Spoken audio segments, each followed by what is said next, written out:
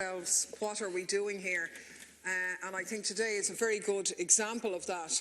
We had earlier the Industrial Relations Bill, which citizens had to wait over 4 years of this government for. We have many people out there who are desperately seeking pieces of legislation which have been promised, the Adoption Tracing Bill and other areas where we've no progress. And here we are today on a Thursday afternoon discussing this piece of legislation. The only reason why it's necessary is the absolutely appalling design of Eircodes and the fact that it's going to be administered by a private entity. So let's look at this. The new Eircode system, which this government seem intent on delivering, is going to furnish every household in Ireland with a 7-digit unique identifier. This is a system quite unlike any other postcode system in use anywhere else in the world. And the only reason we're here is because of that, because of the serious privacy concerns around the idea of having a unique identifier. And this bill is supposed to address the data protection concerns as a result of that. But if you hadn't pursued the project in the first place, that wouldn't even be necessary. So a lot of deputies have posed very validly, in my opinion, why are you doing it? I mean, the freight industry told the Oireachtas Joint Committee in November of last year that as a national postcode, Eircode lacks vision, imagination, ambition and, most of all, practicality. They said it was of no use to them, that there was no logic to it, and they actually described it as being like another Irish Water. An Post have said that they're going to continue to deliver without Eircode anyway. The chairman of the Irish Fire and Emergency Services Association has said that the codes may be, his words, catastrophic in terms of sending emergency services to the wrong location. So, I mean, I really have to pose the question. If it's not compulsory to use the codes, if the emergency services aren't enthusiastic about it, if the kinds of businesses that the codes are supposed to make life easier for don't want them for, why are we doing it? Because this isn't costing anything. This is costing 27 million to a private multinational company, Capita, to implement. Well, I can tell you there are many schools and individuals and projects out there who would desperately want and need 27 million to engage in work or to offset the difficulty of cutbacks in delivering the services that they have to deliver. So I really don't see where we're going with this one. Now, obviously, there's very serious privacy concerns around the issue.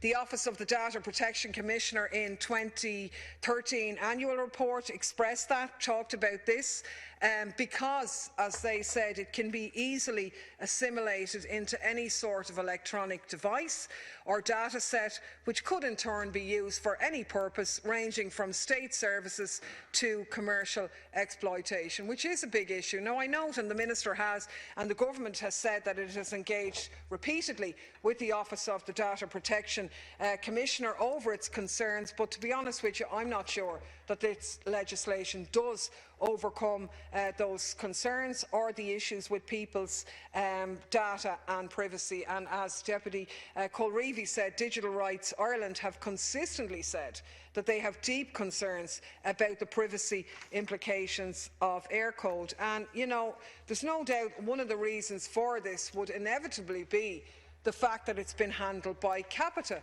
And let's look at this, because it is part of this government's overall wedding, really, to privatisation and outsourced companies. Capita is a huge company with an annual turnover of just under €5 billion last year. They're not a charity. The Eircode system will be run with the same type of profit-making efficiency that these companies operate under. So, if you like, the Irish public are going to end up paying 27 million to a massive multinational conglomerate to design a postcode system that's been roundly criticised by everybody and that we don't have to use in the first place. Lunacy up. Small businesses, if they want to use it, are going to have to pay for it. We've had a lot of reassurances that the amount that they're going to have to pay for it won't be that much. Well, I'd put that back to the Minister two ways. First of all, €180 per 10 users per year for access to just addresses, not the longitude and latitude information, isn't cheap for a simple database access? And secondly, what assurances do we have that those prices won't go up? You don't control Capita. What obligation is there under this system to make it cheap and accessible to users? Not to mind the fact that ordinary citizens can look up no more than 15 Eircodes a day before they're going to have to start paying for access. And to be honest, because we don't have any real guarantees around pricing, then it is possible that Eircodes will give an advantage to large businesses and so on. Now, I think one of the biggest problems with this is the issue of the Eircodes being proprietary, which is absolutely lunatic and against all best practice.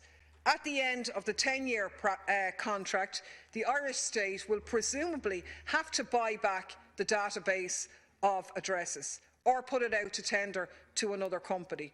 Nobody but Capita can scrutinise, use or build on the database that they've built to improve it and make it more efficient. And any changeover at the end of the contract is going to be difficult, as the next contract holder is going to have to spend a huge amount of money getting things up to speed in terms of how it works. So why isn't this database being an open source, which is, to be honest, the norm in these instances? Open source software is robust, it's popular, it's more transparent. So why are we implementing a brand new system using proprietary software? And, you know, the company in charge of this system, Capita, I mean, seriously, it's well known in Britain as being a byword for inefficiency. I mean, the satirical magazine Private Eye christened the company Crapita as a result of its appalling work. And I just want to give one or two examples of that. When this company that we're giving 27 million of taxpayers' money to, when they went into the Vale of the White Horse Council in Oxfordshire, outsourced their finance function to this company at a cost of £9 million. In the ensuing chaos, staff didn't get paid, the councillors didn't get paid, and the council was threatened with having its electricity cut off.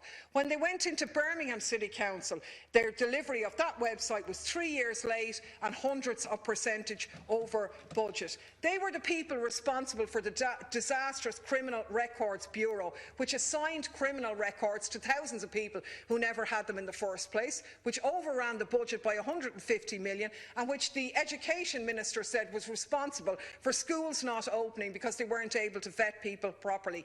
When they took over Lambett's housing benefits section, this company that we're giving 27 million to, in 10 years overran the contract. There was a backlog in 4 years into it of 55,000 claims, and 100 people had been made homeless thanks to Capita's failure to process the claims on time. Now, seriously, and this is why we're here today, looking at this contract to facilitate this private company, when we already have an open postcode system.